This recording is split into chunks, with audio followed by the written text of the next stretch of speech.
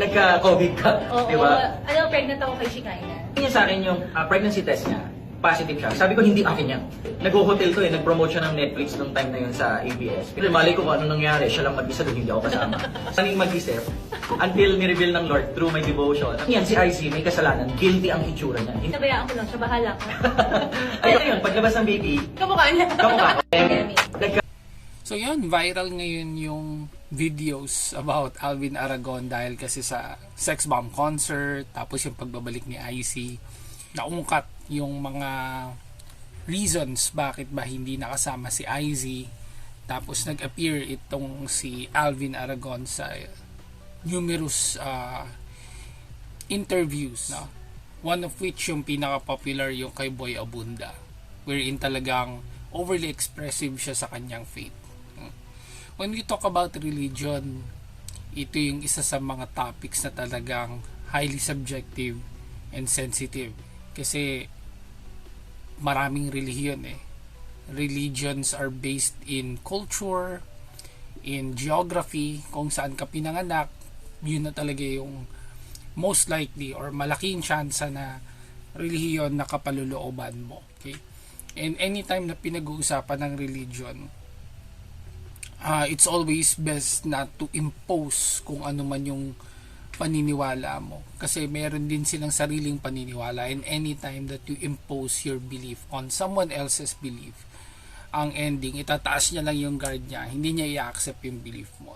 And again, ang religion, very sensitive topic yan. And ako, my personal beliefs, I don't want to impose it to others. No?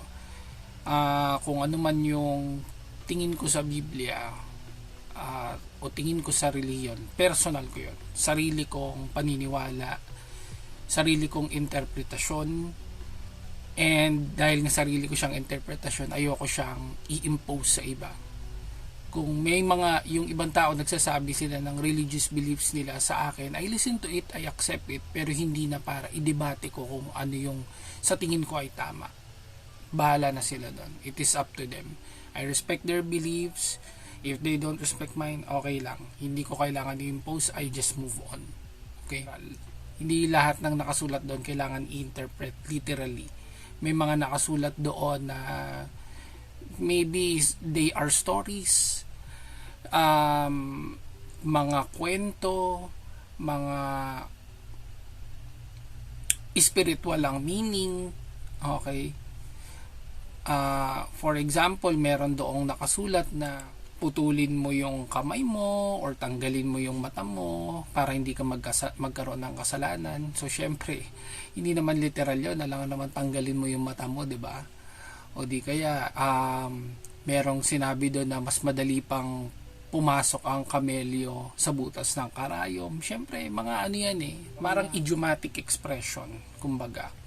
No? Tapos meron pang Bible verse din na nagsasabi, patayin niyo yung mga bata, no? Babae, bata, sanggol. Parang kung ikaw naniniwala ka sa Diyos, parang hindi naman naniniwala ka sa humanity. Parang hindi naman katanggap-tanggap 'yun, ano. Pero again, that's my opinion, no? Meron kasing iba na they really believe this and talagang naniniwala sila sa bawat letra por letra na nakasulat sa Bible. And I think ganun si Alvin Aragon kasi may mga sinabi siya dun sa isang interview na pag pinuntahan mo yung mag-YouTube kayo or puntahan nyo yung isang lugar, andun pa daw yung sulfur. He is referring to Sodom and Gomorrah. In there na dinevelop, hindi. Nandun pa yung burning sulfur na pinaulan ng Diyos. Mm-hmm. Search sa YouTube. Isa sa mga pinaka nagva-viral na clips is yung sinabi ni Alvin na parang pinagdududahan niya si IZ, na tingin niya baka hindi niya anak, kaso lang nung lumabas kamukha daw niya. So in most setups, pagka I don't know, girls, maybe pwede ninyo akong enlighten dito, no? Pero pag pinagdudahan ka, hindi ba parang sampal na kagad yon sa loyalty or bond ninyo na mag-asawa na at one point pinagdudahan ka, no? Tapos yung reaction ni IZ doon, yun yung medyo pinupunan ng mga netizens na parang ngingiti-ngiti lang, parang out of fear ba or super submissive ni IC, no? So yung dynamics nila, very submissive si IC, tapos very controlling naman si Alvin, ano? Pero para pagdudahan mo si IC at one point, tapos naka-broadcast pa siya sa media, medyo hindi siya maganda tingnan, ano? Parang ang pangit niya tingnan.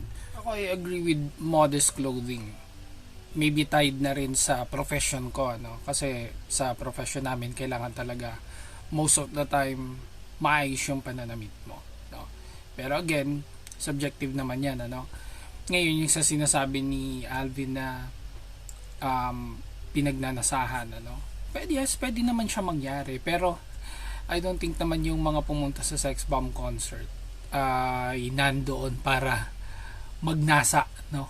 Kumaga tipong manyakol ka, pupunta ka ng Sex Bomb concert, tapos dun ka lang alam mo yon, magfa-fantasize, mag-i-imagine. Hindi naman ganun eh. Parang hindi normal para sa lalaki or hindi common for guys na magpunta sa Sex Bomb concert, no? I don't want to stereotype, pero feeling ko or tingin ko mas madami ang nagpunta doon na babae or yung LGBT. Yung wife ko nagpunta doon, mga friends niya kasama niya, no, majority females. So karamihan ng audience na nagpunta doon sa Sex Bomb concert ay mga babae or LGBT, no? So hindi ka naman pupunta doon again para tingnan mo whether naka-two-piece ba yung sumasayaw or super sexy yung sumasayaw. Hindi. You're there for the performance, yung art, or yung nostalgia. Gusto lang nila maalala yung golden years, should we say, or yung mga prime years ng Sex Bomb, no? Yun yung mga tunog ng kanilang kabataan. So ngayon yung criticisms na hinaharap ni Alvin, yan yung problem when you are too vocal or masyado mong binabroadcast yung beliefs mo or yung self-righteousness mo. You're broadcasting your spiritual pride, ano? Tatandaan natin, out of how many billions of people in the world, ang Christianity dyan ay around 2 billion, no? 2 to 3 billion.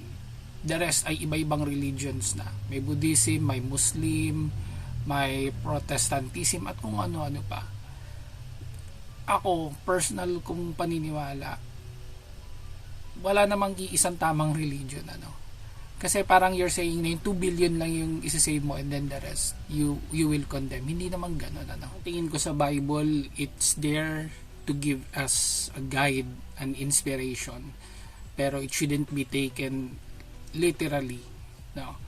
Napakarami nakasulat doon na hindi na akma sa panahon natin ngayon. At hindi rin siya akma kung gagamitin mo lang yung puso mo or utak mo, ano? When you're too religious, minsan nagkakaroon ka na ng cognitive dissonance, no? Na parang mas pinapairal mo na yung kung ano yung religious belief mo, yung doctrine on black and white, no?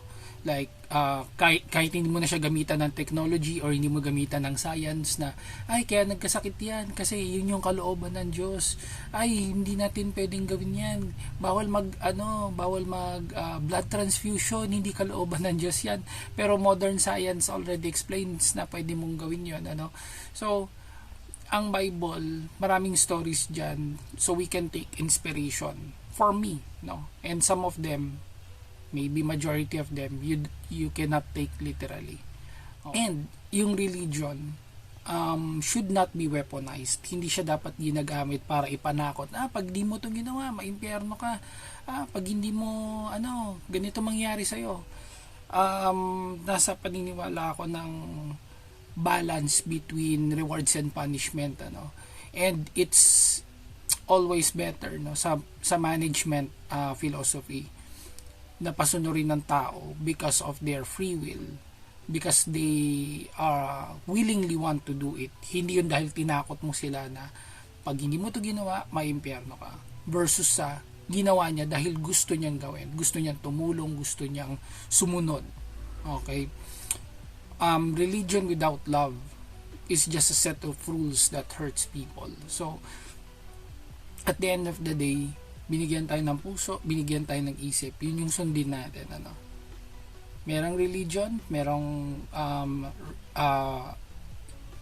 inspired writings like the Bible, Quran, or kung ano pa man yung ginagamit ninyo, letters of Confucius, or kung ano pa man, you use it as a guide. Okay? Hindi mo siya pwedeng gamitin na parang panakot or parang weapon na ito. Pag hindi mo sinunod, ganito mangyayari sa'yo. So that's just me. Okay? Kayo, what do you guys think? Put it down in the comments below. Let's keep it respectful.